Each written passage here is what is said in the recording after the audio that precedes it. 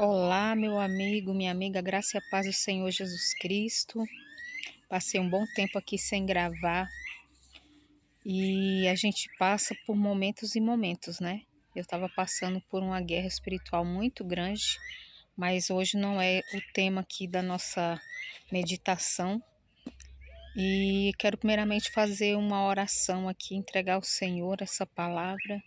Querido Deus, no nome de Jesus, eu peço que o Senhor coloque, Pai, nos meus lábios, que não venham as palavras do meu coração, mas que venha do Senhor, que seja para corrigir, para confrontar, para consolar, para ensinar, meu Deus. Que onde, Senhor, essa palavra chegar, que cada vida seja abençoada, Senhor. Que o Senhor venha levar uma intimidade profunda contigo, em nome de Jesus. Bom, hoje eu quero conversar sobre a história de Jonas. E quando o Senhor me trouxe para essa palavra, né? Para a história de Jonas, o livro de Jonas, ele é um livro pequeno, mas ele é um livro que traz ensinamentos muito profundos. E Jonas, ele tem uma imagem muito ruim, né? Ele nos traz à memória coisas muito ruins, porque ele foi o profeta fujão, é assim que ele é conhecido. O profeta fujão, aquele que desobedeceu à voz de Deus. E a vida de Jonas, ela não mostra somente esse pecado, somente esse erro de Jonas. Mas nós vamos aqui hoje pensar em algumas coisas que Jonas errou, e errou feio. Mas será que nós também não temos um pouco de Jonas dentro de nós? Será que o Senhor não quer abrir os nossos olhos espirituais e nos mostrar que talvez nós estejamos praticando algumas coisas que Jonas também praticava? Sem perceber, nós possamos estar tendo um pouco de Jonas dentro de nós, nas nossas atitudes? Bom, eu vou começar aqui no capítulo 1, no início, né, do livro de Jonas, quando fala Jonas foge de Deus, como se alguém pudesse, não é? Como se fosse possível. Certo dia o Senhor Deus disse a Jonas, filho de Amitai: apronte-se, vá à grande cidade de Nínive e grite contra ela, porque a maldade daquela gente chegou aos meus ouvidos.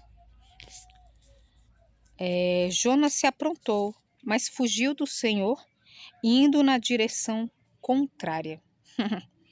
Olha só, que interessante, né? Ele foi na direção contrária. Quantas vezes nós nos sentimos tão certinhos, tão limpinhos? Eu, Jonas, você vem falar que tem alguma coisa de Jonas em mim? De jeito nenhum, minha filha. Será? Vamos meditar nisso, irmãos.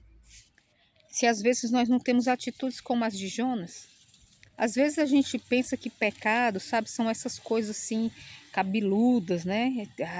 Adultério, prostituição. Nossa, estava usando drogas, voltou, né, para o mundo, né? Tá aí vivendo nas baladas, voltou para a velha religião, adorando deuses mortos, invocando os mortos, adorando deuses de pau, de pedra. E às vezes o pecado não é esse assim manifesto. Às vezes, no dia a dia, nós estamos cometendo coisas, praticando coisas que sim, se assemelham muito a Jonas. Quantas vezes Deus nos dá uma direção e nós não seguimos essa direção? Quantas vezes o Senhor, ele fala lá no nosso íntimo e nós agimos como Jonas? Procuramos os nossos próprios interesses, aquilo que é mais conveniente para nós. E quando Deus fala algo que é do nosso agrado, a gente prontamente vai obedecer. Mas quando Deus fala algo que nos confronta, algo que vai nos tirar da nossa zona de conforto, algo que pode nos levar por um caminho, né, até perigoso, até de sofrimento por amor a Cristo. Mas a palavra de Deus fala que aqueles que querem ser piedosos, aqueles que querem ser praticantes da fé, esses padecerão perseguições, padecerão sofrimentos. Então, sofrer por amor a Jesus, estar em algum local onde às vezes a gente pode até estar se sentindo em risco, né, de alguma ameaça, de alguém nos ofender, de alguém querer nos fazer o mal, faz parte da fé. Faz parte da fé. E Jonas, ele escolheu ir para o outro lado. Mas quantas vezes eu e você, o Espírito Santo vem durante o nosso dia, o Espírito Santo fala conosco, meu filho, desliga essa televisão aí agora, vai orar. Quantas vezes o Senhor fala para nós assim, ô minha filha, eu tô com saudade de ver você no secreto. Deixa um pouquinho essa louça aí. Deixa um pouquinho essa correria, respira, vai lá pro quarto, vai me adorar.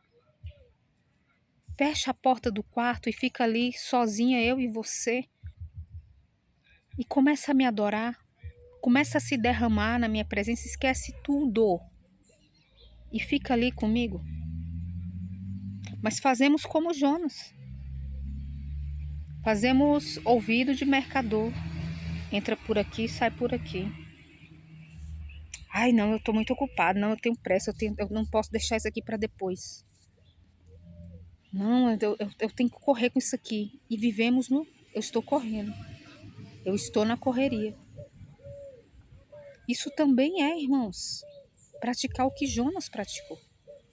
É também Deus nos dar uma direção e nós irmos para outra. É Deus falar conosco, vai servir no ministério assim, assim. E a gente, eu não, nem sei fazer isso não, esse negócio é trabalhoso, ixi.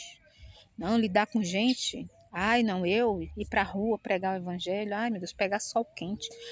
Não, eu? Não. O Senhor entende.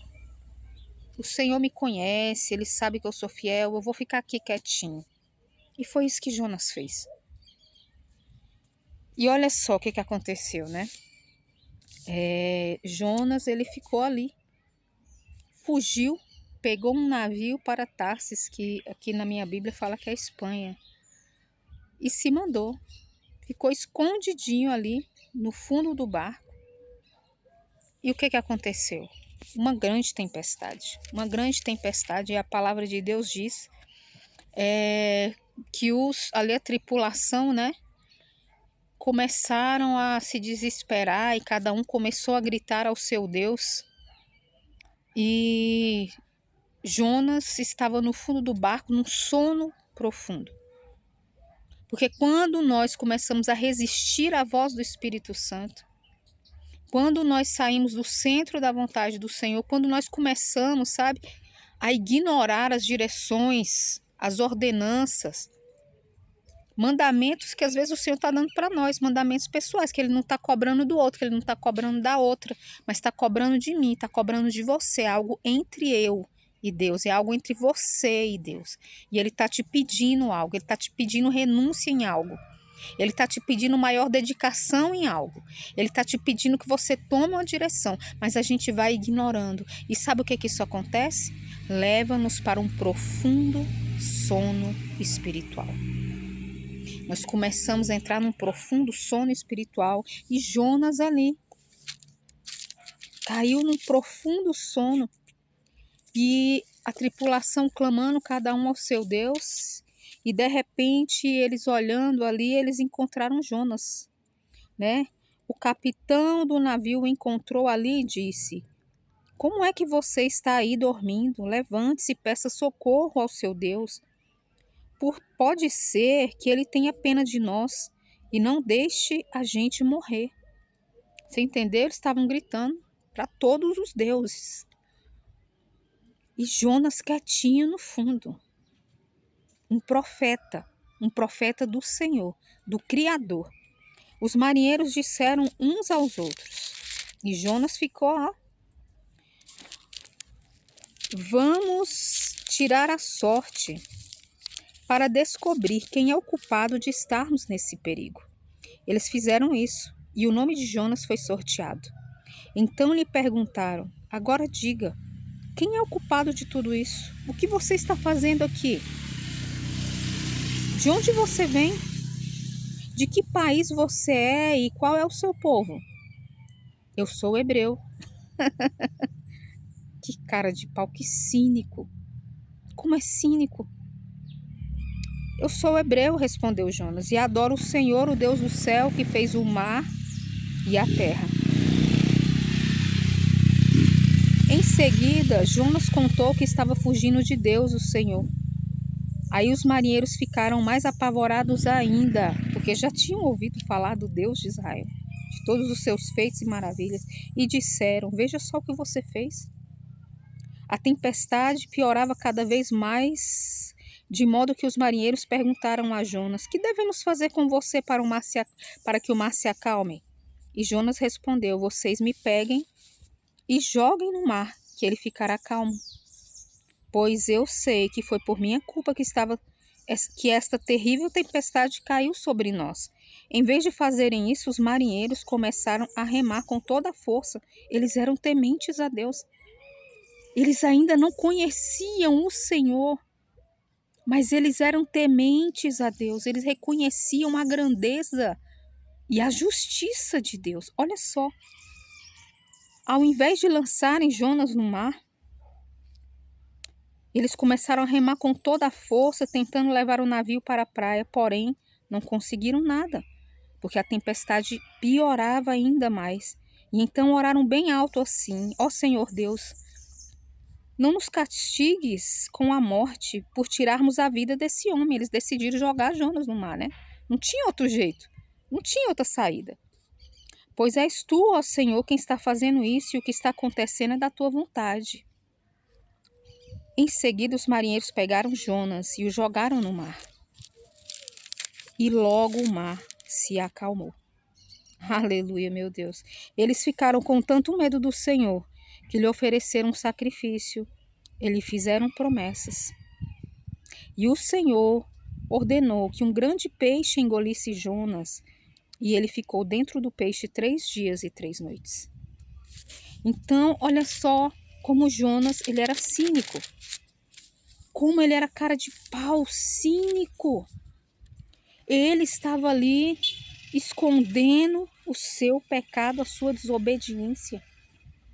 Escondendo a sua identidade, que ele era um profeta, que ele era um homem que pertencia ao Deus de Israel, um adorador. Ele estava escondendo a sua identidade. Ele estava escondendo a sua fé. Ele estava também retendo aquilo que é de Deus, a mensagem. Você entendeu o que Jonas fez aqui? Tão cínico que ele era, que ele viu ali que o barco estava ali, naquela tempestade, tudo vindo ali a correr o risco de todos morrerem, de tudo ser destruído. Calado ele estava, calado ele ficou. Que cínico! Ele sabia a solução? Sim, ele sabia. Ele conhecia o poder de Deus, ele conhecia. Ele conhecia a bondade de Deus, ele conhecia.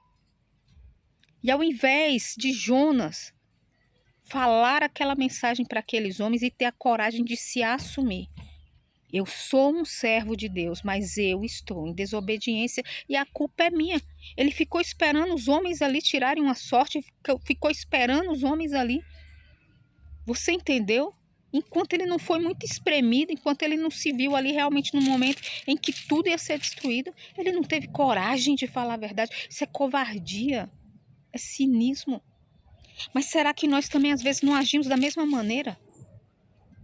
Às vezes nós estamos num local, às vezes nós estamos numa situação, num ambiente onde nós estamos vendo caos, onde nós estamos vendo ali situações que nós conhecemos a solução. Nós conhecemos o Deus que pode curar.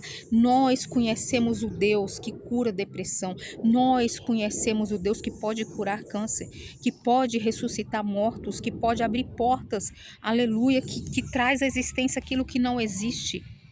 Nós conhecemos um Deus que amou de tal maneira que deu sua vida na cruz, mas ficamos, sabe o quê? Caladinhos.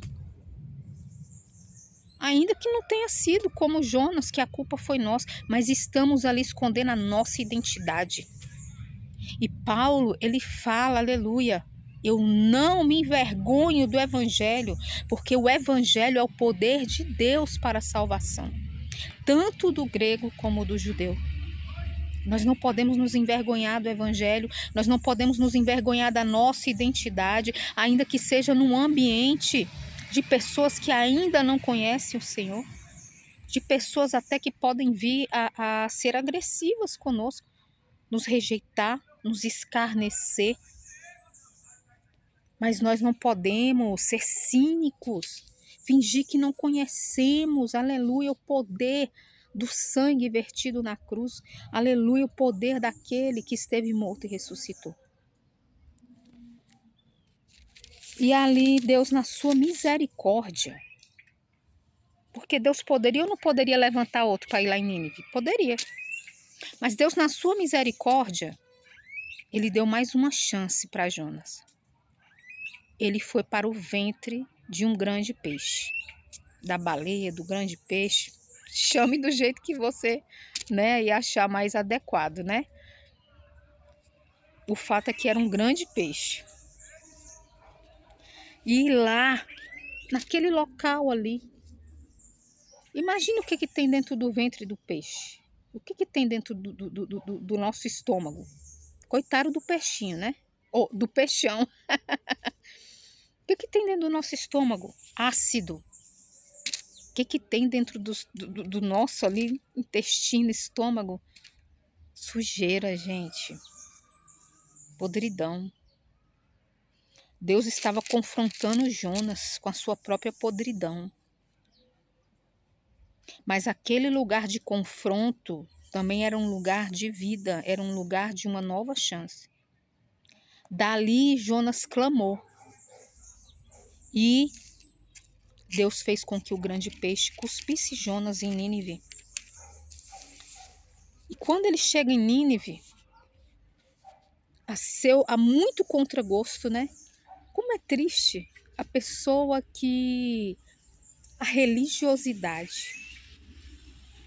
Buscamos a Deus apenas para suprir nossas necessidades. Buscamos a Deus apenas na hora do desespero, na hora do Deus tem misericórdia de mim, na hora do ai, não tem outro a quem clamar, não tem outro jeito, né, de eu fazer, de eu resolver, então eu vou recorrer a Deus. Que coisa triste, religiosidade, autossuficiência. Eu tento de todos os jeitos. Quando não tem jeito nenhum, eu vou orar. Quando eu vejo que não tem ninguém que dá jeito daquilo ali, quando eu vejo que realmente eu não vou conseguir, aí eu me lembro de Deus. Isso é triste, não é? Será que muitas vezes a gente também não age assim? A gente deixa Deus no último lugar? Confiamos na força do nosso braço? Na força dos homens? No socorro humano? Nós temos que refletir se algumas vezes não estamos agindo como Jonas. E quando Jonas ele chega a Nínive, ele vai ali, né, levar a mensagem de Deus que em 40 dias Nínive seria totalmente destruída por conta dos seus pecados, porque eram grandes pecadores diante de Deus. E quando Jonas, né, ele vai ali como alguém que está fazendo algo por obrigação, sabe? Sabe aquele filho assim, que não é um adolescente santo do Senhor, domado pelo Espírito Santo, sabe? Aquele adolescente, aquela criancinha birrenta. Ai, que saco, mãe, eu já vou. Sabe? E vai fazer assim, emburrado, de cara feia, faz porque tem que fazer. Jonas foi. E ali Jonas, ele prega a palavra e aquele povo ouve a mensagem, aleluia, e eles creem na mensagem. Eles receberam, tem uma formiga em mim, ai, eles creram na mensagem. Tem um monte de formiga aqui, gente. Eles creram na mensagem, eles se voltaram para Deus, eles se arrependeram. Aí fala assim, ó, final do capítulo 3, diz assim: Deus viu o que eles fizeram e como abandonaram os seus maus caminhos. Então mudou de ideia e não castigou a cidade como tinha dito que faria. O que a palavra do Senhor diz, né? Que Deus, ele visita até a quarta geração daqueles que desobedecem, mas ele visita até 1000 gerações daqueles que obedecem, daqueles que se arrependem. A palavra de Deus fala que aprove a Deus usar de misericórdia, porque a misericórdia, ela triunfa sobre o juízo. Porque todos pecaram e destituídos foram da glória de Deus. Quando um pecador, quando uma pessoa, ela se volta quebrantada para Deus, fala em Provérbios, aquele que se arrepende e deixa, alcançará a misericórdia. Ah, meu Deus, como o nosso Deus é maravilhoso. E Jonas, ele sabia disso. Jonas, ele sabia que Deus era um Deus de amor, que Deus era um Deus de juízo e de justiça. Mas que ele, aleluia, ama e usa de misericórdia com todos aqueles que o buscam de coração. E quando aquele povo se humilhou, Deus, aleluia, desistiu de castigar aquele povo, estendeu a misericórdia sobre eles. E olha só o que fala aqui no capítulo 4. Por causa disso, Jonas ficou com muita raiva e aborrecido. Então orou assim, olha, meu Deus, olha a cara de pau desse homem. Ó Senhor Deus, eu não disse antes de deixar a minha terra que era isso mesmo que ias fazer? Foi por isso que fiz tudo para fugir para a Espanha. Se auto-justificando, achando que é mais sábio do que Deus. Não, Deus, eu estou mais certo do que você. Olha só. Eu sabia que és Deus que tem compaixão e misericórdia. Eu sabia que és sempre paciente e bondoso e que estás sempre pronto a mudar de ideia e não castigar. Agora, ó Senhor, aleluia, acaba com a minha vida, porque para mim é melhor morrer do que viver. Ele pediu a morte. Sabe por quê? Porque Deus salvou aquela nação, porque Deus ouviu o clamor daquele povo, porque, aleluia, porque Deus viu o coração quebrantado, arrependido. Ele era egoísta. Jonas era egoísta, um homem terrivelmente egoísta, sem misericórdia. Será que não tem um pouco de Jonas em nós? Será quantas vezes nós temos vivido apenas para nós mesmos? Apenas para buscar as nossas necessidades, os nossos sonhos, os nossos projetos, as nossas conquistas. E muitas vezes ignoramos o sofrimento daqueles que estão caminhando longe de Deus. Às vezes pessoas na nossa família que estão precisando de uma palavra.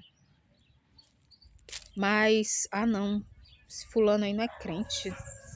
Eu não vou falar não, eu não vou falar de Jesus não.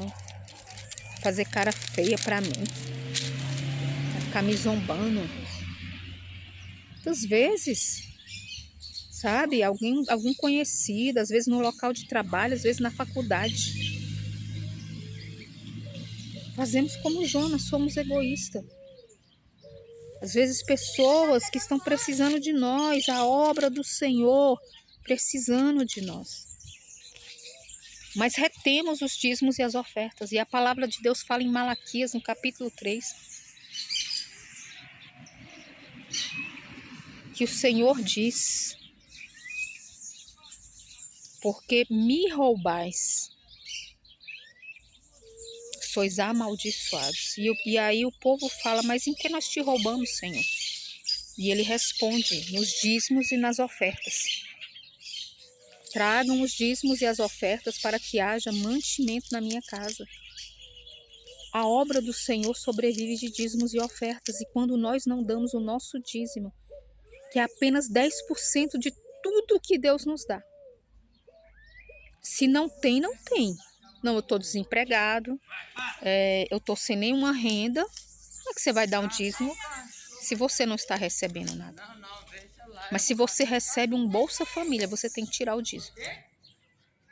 Se você recebe uma ajuda da sua família, seja lá de quem for, de R$ 500 por mês, tire o dízimo.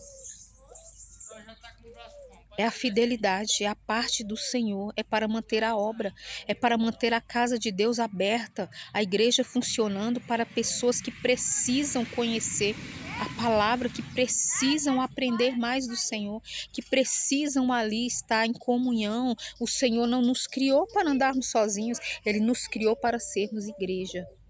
E a igreja não sou eu, a igreja, aleluia, é reunião dos santos.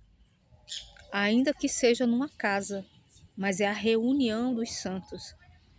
Não é um encontro de vez em quando, pode ser numa praça, pode ser, mas é algo que é congregar, é você ter aquele compromisso, é você trazer os dízimos e as ofertas, é você estar edificando outras pessoas, é você estar discipulando. Isso é igreja. E a igreja, ela também participa das dores, do sofrimento de Cristo. Ela também participa dessa dor de buscar o perdido, de levar a palavra da salvação. Gente, tem algumas pessoas conversando bastante aqui. Aleluia, glória a Deus. O Senhor sabe de todas as coisas. Aleluia.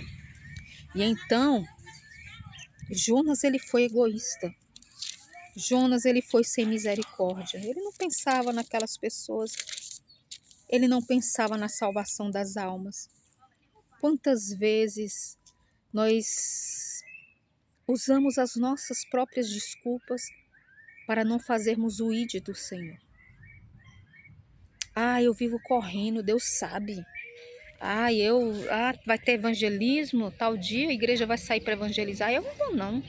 Nossa, eu trabalho tanto, eu faço faculdade, eu cuido da minha casa, eu cuido dos meus filhos, eu cuido de não sei o quê. Deus me entende. E nunca sai como igreja para levar a palavra de Deus. Nunca participa de uma visita num lar de idosos. Nunca participa de uma visita a um enfermo, a uma pessoa necessitada que precisa de uma cesta básica e de uma palavra de fé. Será que nós não estamos alimentando um pequeno Jonas dentro de nós? É motivo para eu e você refletir. Não pense que eu sou melhor do que você. Quantas vezes nós somos religiosos hipócritas? Eu estou aqui pregando para você e quantos dias, às vezes, eu não consigo orar. Tanta correria, tantas coisas, eu corro para cá para fazer isso, corro para cá para fazer aquilo, corro para cá para fazer aquilo. Aí passa o dia e chega de noite, aquele cinismo, aquela cara de pau, a oração do ai, boa noite, Jesus. Às vezes a gente não para mais nem sabe para quê. Algo que é tão simples e é tão significativo, agradecer pela refeição. Que coisa feia, nós estamos com vergonha de Deus. Que coisa feia. Estamos escondendo a nossa fé. Não temos mais a capacidade de fazer uma oração em agradecimento ali quando nós estamos reunidos em família, quando nós estamos ali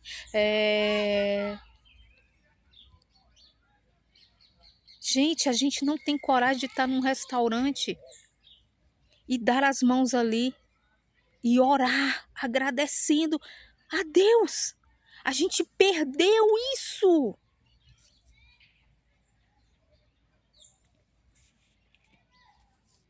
Jonas era assim. Ele só pensava naquilo que era conveniente para ele. Ele só queria fazer aquilo que era bom, agradável aos seus próprios olhos, que ia trazer algum benefício para ele. A palavra fala que no último capítulo aqui, capítulo 4, Jonas estava tão irado e depois que ele pregou, ele ficou sentado ali num lugar se escondeu esperando o que ia acontecer com a cidade. Olha que maldade. Ele queria ver as pessoas sendo destruídas. Sangue de Jesus, misericórdia. Passou um homem numa moto aqui agora, em cima da moto, com um pé em cima da moto. Tá querendo ir mais cedo, né? Senhor, misericórdia. Então, meus queridos, quantas vezes a gente não faz isso, sabe? Olhamos com aquele ar religioso, nos sentindo a última Coca-Cola do deserto. Oh, meu Deus, como eu sou santo, como eu sou santa. Oh, meu Deus, como eu estou tão purinho, tão limpinho. E aí olhamos, começamos a olhar para o outro e... Eita, pega ele, Jesus, pega ela. Eita, Deus, pega esse juiz. Pega esse presidente. Às vezes, fácil, né? Enxergar nos outros. E a gente também cheio de defeito. E a gente vazio de amor. Vamos orar? Não é isso que Jesus falou? Orem por aqueles que vos perseguem. Abençoem aqueles que vos amaldiçoem. Orem pelas autoridades. Orar, orar, orar pelo nosso país. Orar pelos nossos colegas de trabalho, orar por aquele líder que às vezes a gente olha assim e fala, meu Deus, Senhor. A gente enxerga, né, as fragilidades dos outros, mas nós também somos frágeis. Também temos muitas coisas a consertar. Só você não, estou falando também de mim. E esses dias o Senhor tem me confrontado muito nisso. Às vezes queremos olhar para as pessoas e deixar aquele é invejoso. Aquele é fofoqueiro. Nossa, olha aquela como ela se veste. Ai meu Deus, né? Queremos ver todo tipo de mal no nosso próximo, mas não olhamos para nós mesmos. Eu nunca vou deixar, sabe, de lembrar dessa palavra de quando Davi, ele estava ali, né, tinha acabado de adulterar com Batseba. E Deus, ele chamou Urias. Meu Deus, planejou a morte de Urias. Colocou Urias na frente da guerra para morrer um homem fiel, temente a Deus, um servo de Deus. Um homem fiel e leal. Meu Deus. Planejou tudo, arquitetou tudo. Tomou a mulher do homem. Matou Urias. E aí ele vai, né? Deus levanta Natã e vai até o palácio. E aí ele começa a falar da história. Olha, Davi tinha um homem humilde, um homem trabalhador, um homem sincero, que ele tinha apenas uma única ovelhinha. Mas veio um homem rico e desejou aquela ovelhinha. E ele mandou matar aquele homem e tomou aquela ovelhinha, aquela única ovelhinha. E serviu aquela ovelhinha para os seus convidados. E aí Davi fala assim, né? Eita Deus, quantas vezes fazemos isso? Peguem esse homem, matem esse incircunciso. E Natã fala assim, ô Davi, esse homem é você. Será que algumas vezes o Espírito Santo não está fazendo assim, o meu filho ou a minha filha? Olha no espelho. Você também faz isso. Mas queremos achar que o outro é invejoso. O outro é fofoqueiro. Esse daí eu não sei não. Essa daí eu não sei não. Esse pastor é um hipócrita. Essa fulana é uma hipócrita. E nós também às vezes estamos cheios de inveja. Esse daí tá se achando. Carrinho chinfrim. Cabelinho chinfrim. Nossa, mas que casinha mais... mas prega mal. Ai, meu Deus. Nossa, que voz horrorosa. Tá achando que pode louvar, é? Aff. Inveja pura. Deus, Ele põe o espelho diante de nós. E que isso sirva, sabe, como Davi fez. Ele aleluia, se humilhou diante do Senhor. Deus falou até uma palavra de juízo, de que aquela criança ia morrer. E a criança adoece. E sabe o que Davi faz? Ele vai, aleluia, jejuar, orar e se humilhar. E dali, Davi escreve o Salmo 51, que é um dos salmos mais lindos da Bíblia. Senhor, lava-me, cria em mim um coração puro e renova em mim um espírito reto e quebrantado. Senhor, limpa-me das minhas injustiças.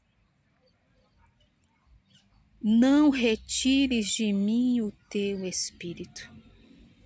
Ali ele se colocou em total dependência do Senhor, reconhecendo que ele era totalmente dependente de Deus, reconhecendo o quanto ele era pecador e o quanto ele precisava também de perdão, o quanto ele era totalmente dependente da graça de Deus. E é assim que nós temos que andar todos os dias da nossa vida, reconhecendo que nós dependemos do Senhor, reconhecendo que nós dependemos da misericórdia de Deus. Eu preciso, você precisa. Eu quero fazer uma breve oração e se você sentir o desejo, faça essa oração junto comigo e deixe um comentário de onde você está falando, se essa palavra tocou no seu coração, se Deus falou com você. Se não é inscrito, inscreva-se, compartilhe essa mensagem, aleluia, se ela for abençoar alguém como abençoou você. Pai, no nome de Jesus, eu quero me unir em oração com essa pessoa. E em nome de Jesus eu quero te pedir perdão, repita comigo, pelos meus pecados. Por coisas, Senhor, que às vezes eu acho que não são apenas detalhes. Deus não está vendo, não faz diferença. Mostra-me, Senhor, os meus pecados que ainda me são ocultos. Mostra-me, Senhor, os meus pontos cegos. Mostra-me, Senhor, aquilo que eu preciso renunciar. Mostra-me, Senhor, restaura a minha sensibilidade espiritual para ouvir a Tua voz, para ouvir os Teus comandos, os Teus direcionamentos e te obedecer. Senhor Deus, eu me entrego por completo em Tuas mãos. Me arrependo de tantos pecados, reconheço que preciso da Tua salvação. Lava-me, transforma-me. Senhor, guia todas as áreas da minha vida. Segura-me nas Tuas santas mãos de amor. Ajuda-me a obedecer a Tua palavra. Amar a Ti sobre todas as coisas, amar o próximo, honrar e pregar a palavra de Deus. Em nome de Jesus. Amém? Que Deus abençoe você, sua casa, sua família. Fique com Deus. O dia que o Senhor me der graça, me der a palavra, eu gravo aqui novamente para o canal. Estou em oração para que Deus me direcione naquilo que é para fazer. Deus abençoe você, no nome de Jesus. Pai, se alguém está enfermo ou precisando de uma porta de emprego, um suprimento, que o Senhor venha derramar a bênção. Pai, visita cada família. Visita, Senhor, cada um dos teus servos. Envia o teu socorro, tua proteção, a paz que excede todo entendimento. A alegria do Senhor que renova as forças. Amém.